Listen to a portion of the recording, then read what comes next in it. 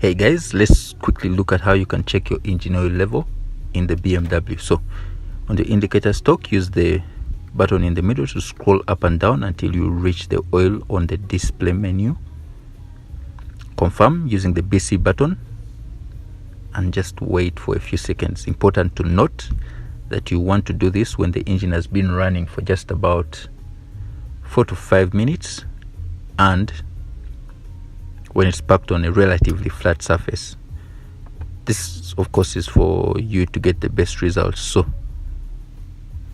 once you've done that, you can just wait for about 30 seconds. Don't forget to subscribe to our YouTube channel as we wait for the results of our oil level check. This is a BMW 320i without iDrive, of course, 2007 model. So in just about between 30 to 45 seconds, the results of the check should be ready. And there you have it. It says okay. Okay means you don't need to refill. Thanks for watching. See you again soon, and we're saying bye.